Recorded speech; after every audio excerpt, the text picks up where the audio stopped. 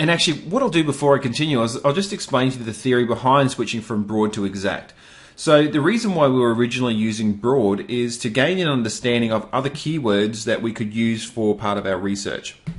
This combined with using the technique that I showed beforehand by typing property management into the search engines and finding other keywords that are showing up in the results there, combined with the Google Keyword Tool, will enable us to get a good solid string of keywords that we can perform a closer and more detailed piece of research on.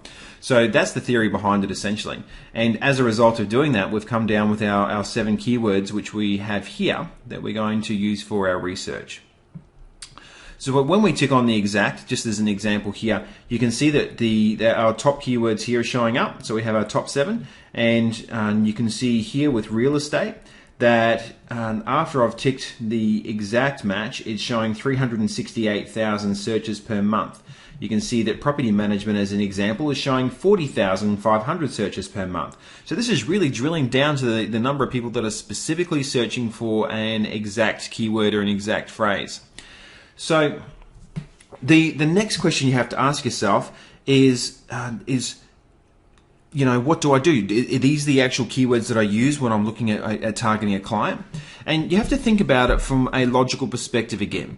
And logically, when you consider it and you have a look at the word real estate and you think of a client, let's say a client is located in Los Angeles, if you were to look at ranking them for the word real estate, not only is it going to be super competitive, but if a person is sitting over the opposite side of the country and they're searching for real estate and they're seeing a real estate agent in Los Angeles showing up, then it's going to be a wasted search because the person will go through and they'll type in real estate.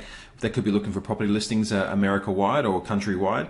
And when they're typing in real estate, boom, they see a small agency or a medium-sized agency sitting over in Los Angeles. Again, wasted search. So what you really want to do is you want to drill down. You want to drill down. This is where you start looking at your niche keywords. You want to drill down to a specific region.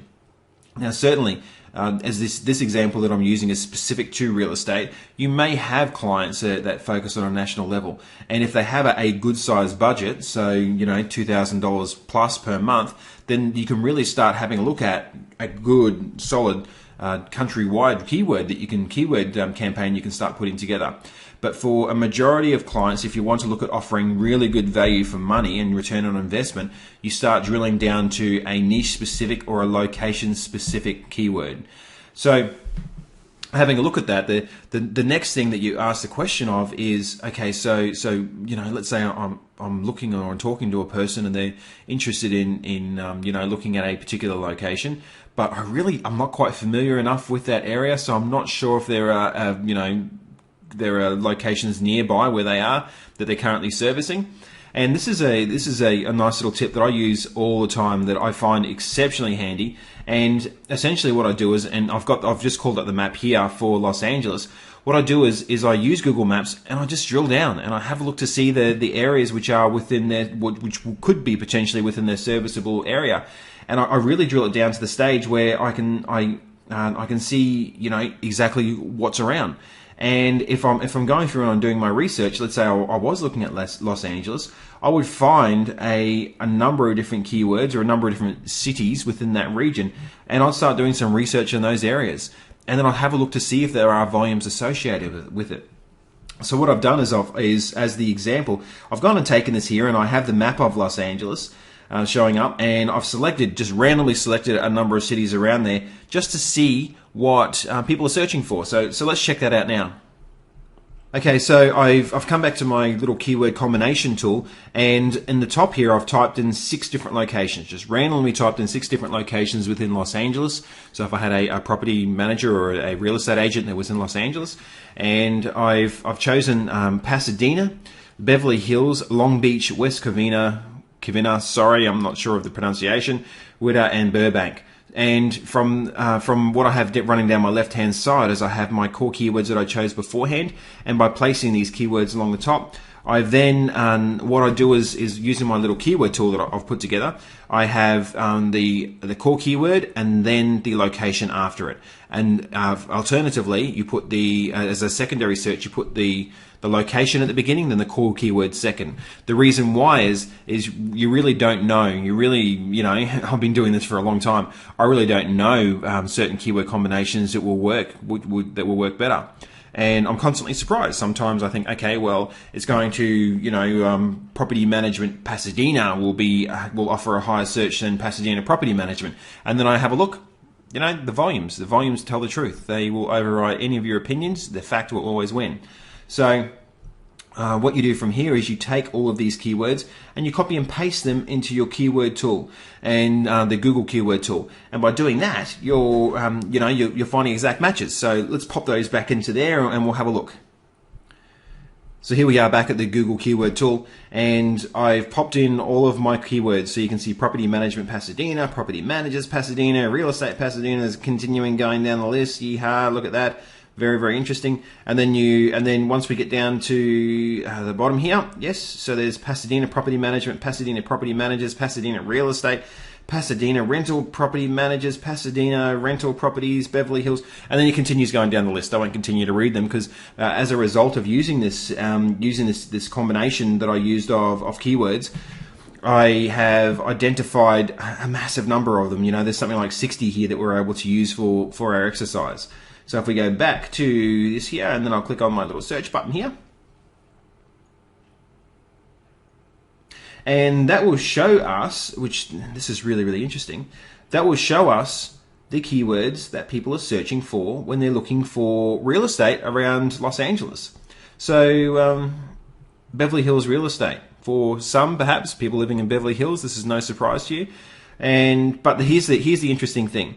Beverly Hills real estate, 2,900 searches. Real estate Beverly Hills, 210. Interesting, yes? Yes, very interesting. And what you'll find is if in a saturated SEO market that everyone's done the research and they can see that Beverly Hills real estate will be outranking real estate Beverly Hills. So you'll, no doubt will find it more challenging to rank for Beverly Hills real estate over real estate Beverly Hills. You will still have a few inexperienced people that are doing keyword research and they'll think, you know what, I know better. And real estate Beverly Hills will definitely have more searches because when I think of it in my head, that's how I think of it. But do the research. Always do the research because this is where the cream comes in. So going back to what I was talking about originally, and I was discussing how I separate all of my keyword campaigns into high, medium, and low level competition. What a high level competition keyword normally is it's one, let's say for instance, Beverly Hills real estate, and it's a sliding scale. To be perfectly honest, it's a sliding scale in the respect that dependent on an area that you're looking at targeting and dependent on the search volumes, keywords like, let's say for instance, Beverly Hills real estate, Long Beach real estate, Pasadena real estate, these are all, and you can confirm this using Market Samurai, which is another video. These are all more than likely be high-level competition keywords, only because, have a look at them in the top 3 for this particular serviceable area, this particular region. But you can research it again. And so what I would normally do what I'd normally suggest as a rule of thumb is your top main keywords. They're normally just touching on high-level competition, and then your other, your main core keywords like property management, property managers, real estate, definitely core keywords. So there would be like high-level competition. And then your medium level competition would be these ones here.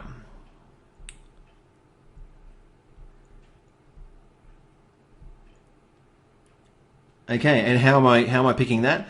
I'm picking my medium level competition just by having a look at the number of keywords that are ranging within the main core percentile. So I've got how many here? 1, 2, 3, 4, 5, 6, 7, 8, 9. So I would choose those 9 particular keywords if we wanted to. There we go. There's 10. Nice round number. So it's not an exact science, but this is what I found over a period of time. You look at your top keywords there, dismiss them if you're focusing on medium campaign, that is. And then you choose your core keywords in the middle here. And then these ones here, which are attracting less than 100 searches per month, you would more than likely find that these are actually falling into a low-level competition. And the great thing about a low level competition keyword is, first of all, it not only do SEOs generally not touch them, but with a low level keyword you won't get anywhere near as many search volumes. But the person that is actually searching for those particular keywords is really looking for something specific. So in the instance of let's say Beverly Hills rental property, this is a perfect example. Beverly Hills rental properties is attracting less than 10 searches per month. And Burbank rental properties is attracting less than 10 searches per month. But the people that are looking for this particular keyword, they may potentially be converting higher because there aren't as many people that are searching for it. So they're really focused on their specific search. One other point to mention as well is these keywords here, even though they're not actually registering as attracting any keyword search volume, I would still also chuck a couple of those in there, even if I was doing a high, medium, or low level competition campaign. I would choose and I would talk to the client and say, hey, just let me know of a couple of other keywords and give them a list of locations and throw a couple of these into the mix. The reason why I'm mentioning that is for a client, if I use a real example, for a client which was a property management company, we were having a look at the main areas which we were ranking them for, which they were achieving top 3 position. Then they had some of their longer tail keywords or their low competition keywords which weren't even registering as attracting volumes in Google. What we found is they were attracting 1 or 2 searches per keyword per month. And when people were searching for those particular keywords, they were really focused and targeted at purchasing something when they were using that particular keyword or using that particular service. So when they all added up, we were talking 10 keywords, we're talking 40 searches per month. For them to convert one of those searches, their average dollar sale was about $5,000. So if they were converting, let's say 5 of those, that's $25,000 a month, which is awesome. And $25,000 in 1 month, which is very, very good. So you can understand now what I'm saying here is that when you start focusing on some of these keywords here, it's a test and measure process, and make sure you actively and proactively use your analytics to make sure that you're keeping an eye on it, which will be no doubt covered in one of our extra videos or one of our other videos. So to summarize and to go through all the points that we're talking about beforehand. So keyword research, critical, very, very important. When you do your keyword research, let's break it down to the points. When you complete your keyword research, first of all, start off by looking at the client's target market, going into Google, typing in the core keyword that represents their service. So in this instance, we use property management. When you go through, start finding other keyword combinations throughout Google, put them into a spreadsheet. Copy that information and start putting it into the Google Keyword Tool. Using the broad match on the Google Keyword Tool, go and find additional keywords. Take those keywords, put them into your spreadsheet as well. Then take those keywords, pop them into your spreadsheet and find exact matches. This gives you an indication as to how many people are searching for it every single month. Take those keywords, put them into the main location that you're looking at within Google Maps. After you put that into Google Maps, have a look at a few of the surrounding cities, a few of the other smaller little areas that you can focus on and target for a client. Copy those keywords, put them into the Google Keyword Tool, and that will start giving you good, solid volumes that you can use. Now, the thing is about putting the keyword research together. It's all about putting in as much time as you can at the very beginning, because really that shows the client that you're really interested and you're really engaged in what it is they're doing. And by investing it, they'll see it. They'll see it, and they will they'll feel it in the information that you deliver to them. Over-promise and over-deliver in your information. Not under-promise and over-deliver, over-promise and over-deliver in your information. By doing that, you're giving them good, solid keyword information, and you're setting a very, very strong, solid foundation. In the next video, we're going to cover off Market Samurai, and I'm just going to touch briefly on one of the main features that I use Market Samurai for, which is keyword competition. And by using keyword competition, I'm able to have a look at the numbers of all the other websites and see, how I can rank these keywords in comparison. And that's the thing, really. And I'm going to tell you a little secret now. And if I could whisper it, I would, but I won't. even though I am whispering. That's odd. And the key is to really go and find out what your competition are doing, and then just do it that little tiny bit better. It's as simple as that. You don't have to go and recreate the wheel or try and smash them. It's just a matter of doing that little tiny bit better. Anyway, on to the next video.